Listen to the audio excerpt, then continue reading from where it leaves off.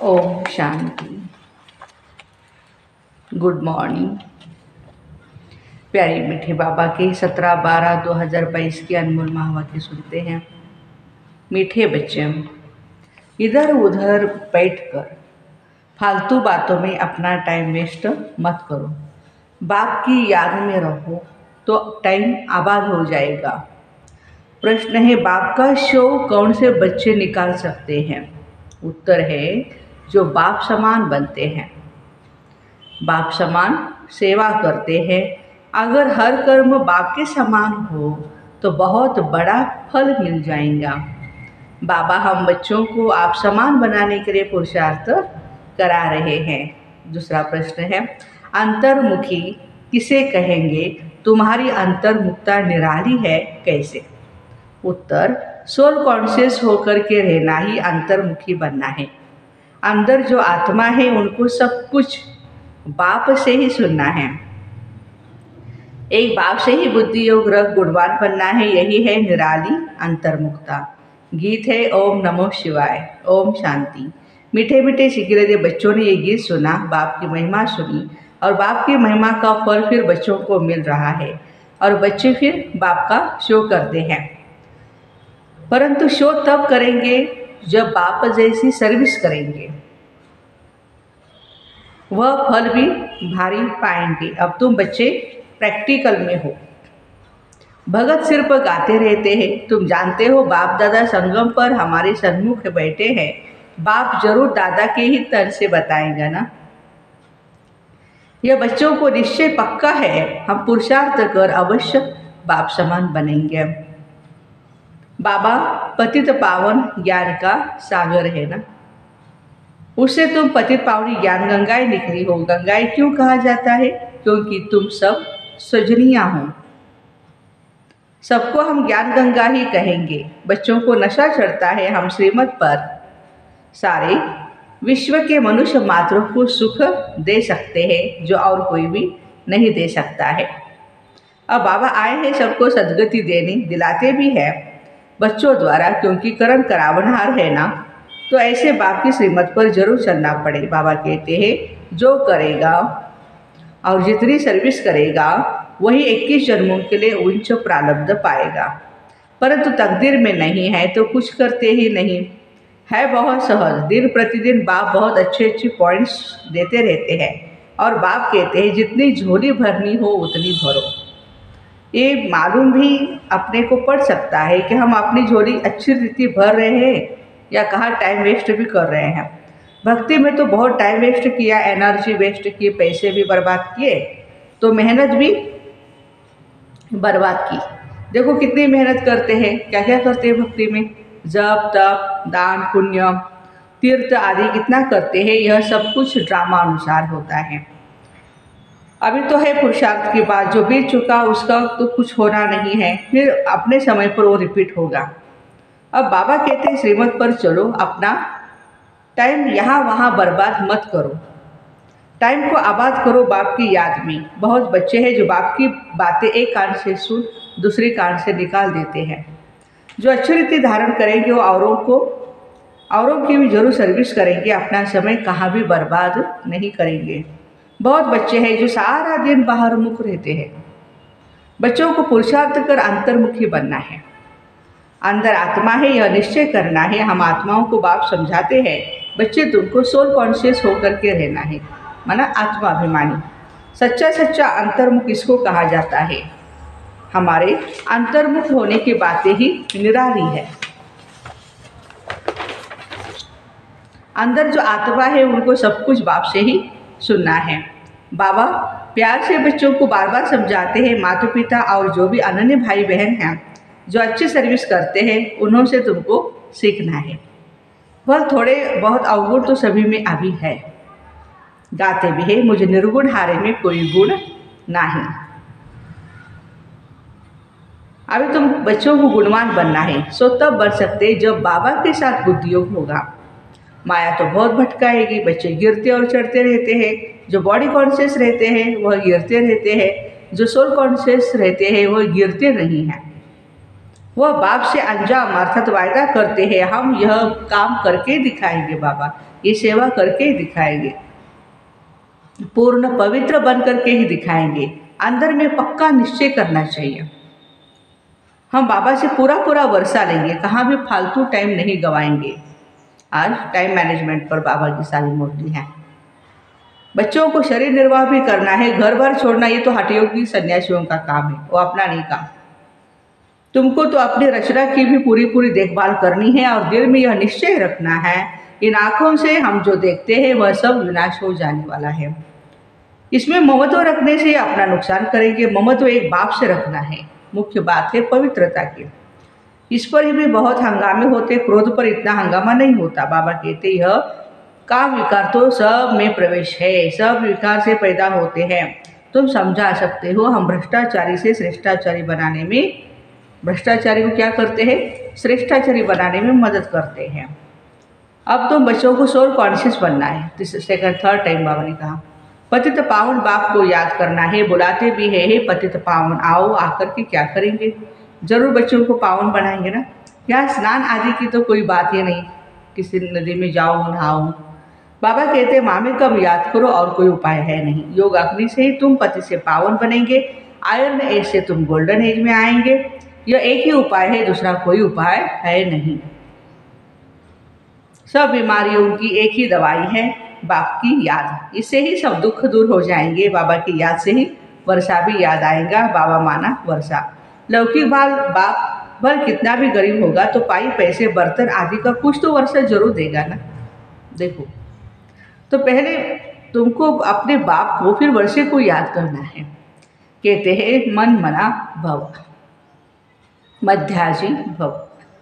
बाप तुमको सभी वेद शास्त्रों का सार समझाते हैं, दूसरा कोई भी यह सार जानते नहीं। बाप सीधा कहते बच्चे देहाभिमान को छोड़ दो। नुकसान ये है ना, देहाभिमान ने बहुत नुकसान किया हमारा। तुमको समझना चाहिए, हम आत्माओं से बात करते हैं। निराकार बाप निराकार बच्चों को ही कहेंगे तुम आत्माएं कानों से सुनती हो, तुम ही सब कुछ करती हो। कोई भी हालत में बच्चों को देहाभिमानी नहीं बनना है। अपने को आत्मा समझ शिव बाबा को प्यार से याद करना है।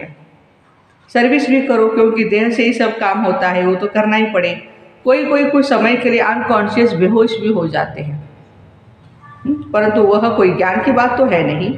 यहाँ तो बाप को याद करने की मेहनत करनी है, जिसमें ही माया के विघ्न पड़ते हैं।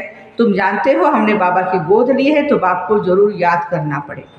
भोग बनाते हो तो शिव बाबा को याद करना पड़े।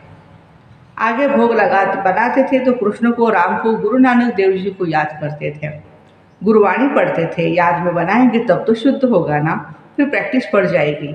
यहाँ भी बाबा की याद की प्रैक्टिस पड़ जानी चाहिए। जितना हो सके भोग व भोजन बनाने के समय बाबा को याद जरूर करना है। बहुत बहुत जरूरी है, परंतु बच्चे याद करते ही नहीं। भंडारे में एक दो को याद कराना चाहिए, शिव बाबा को याद कर भोजन बनाओ। ऐसे करते करते पक्के हो जाएंगे। जिनको अभ्यास नहीं होगा वह तो कभी याद करेगी भी नहीं। ब्रह्मा भोजन की बहुत महिमा है तो जरूर कुछ होगा ना। देवताएं भी इच्छा रखते हैं ब्रह्मा भोजन की। तो याद में रह भोजन बनाने से अपना ही कल्याण होता है, तो आने वाले उनका भी कल्याण होता है।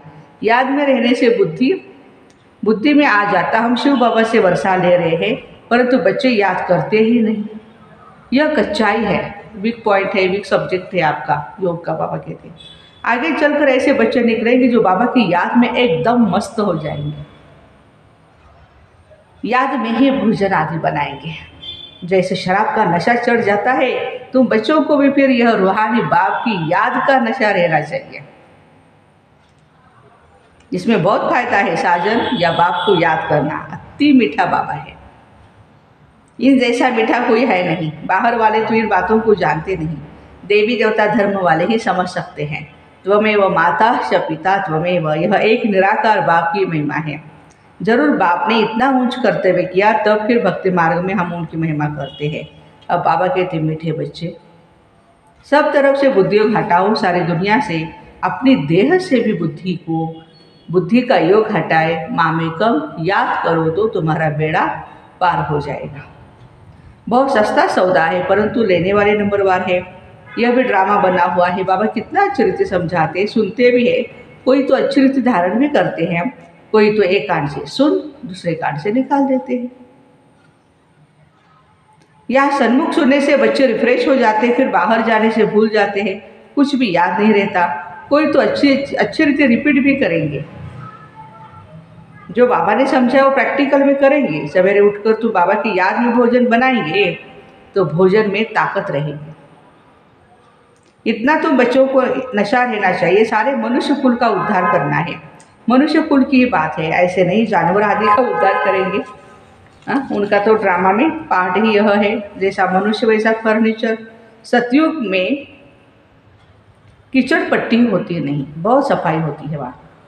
तुम्हारे लिए कितने वैभव है, वहाँ पंछी जानवर आदि सब रॉयल होते हैं। जैसा मनुष्य वैसे उनकी सामग्री। गरीब की सामग्री क्या होगी, साहूकार की सामग्री कितनी रॉयल होगी। तो बच्चे जानते हो बाबा हमको बहुत ऊंची कमाई करा रहे हैं। फिर जितना जो करे पढ़ाई एक ही है, पद एक, हर एक नंबरवार पाते। राजा रानी प्रजा साहूकार के नौकर चाकर, गरीब के नौकर चाकर सब होते हैं। बुद्धि में है हम अपनी राजधानी योगबल से स्थापन कर रहे हैं, हथियार आदि की बात नहीं। अभी है यह है अभी की बात। योगबल से तुम राजे पाते हो, ये समय तुम ब्राह्मणियाँ शक्तियाँ हो। सतयुग में देवियों को कोई हथियार आदि हो नहीं सकते। यह है अभी की बात। ज्ञान तलवार और ज्ञान खड्ग। फिर वह सब स्थूल रूप में ले गए हैं। अब तुम्हारी सूरत और सीरत दोनों बदलती है, चाल और चलन। काले से गोरे बनते हो, सर्वगुण संपन्न 16 कला संपूर्ण बनते। जितना जो पुरुषार्थ करेंगे इसमें झूठ तो चल न सके। अगर अंदर कुछ काला भरा हुआ होगा तो बाहर भी काला दिखाई पड़ेगा। बाबा कहते बच्चे तुम ऐसा मीठा बनो जो सब समझे, इनको बनाने वाला कौन है। तुम्हारी बुद्धि में सारे सृष्टि के आदि मध्य अंत की नॉलेज है। इस चक्र को जानने से तुम चक्रवर्ती राजा बन जाएंगे। बोर्ड लगा दो, रचता है बाप वही सारी नॉलेज देते हैं। तुम तो ब्राह्मण हो, तुम्हारी जात ही न्यारी है। तुम ब्रह्मा मुख वंशावली ब्राह्मणों को ही बाबा ये नॉलेज सुनाते हैं। तो शिव बाबा के साथ तुम्हारा कितना लव होना चाहिए।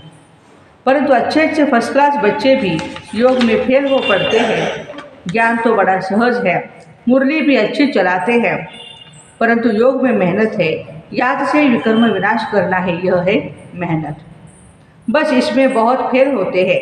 भगवान वाच तुमको मैं मनुष्य से देवता बनाता हूँ, पति से पावन बनाने आया हूँ। ज्ञान से ही सदगति होती है ना। तो ज्ञान के सागर को ज्ञान सागर जरूर नॉलेज तो देंगे ना।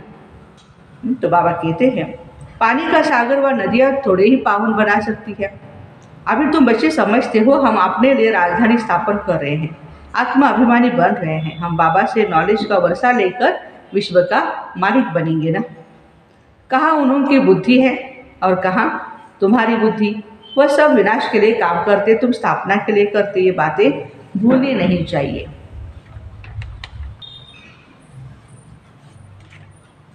बाबा कहते हैं जिनकी तकदीर में नहीं तो धारणा भी नहीं करते, पुरुषार्थ करना चाहिए ना।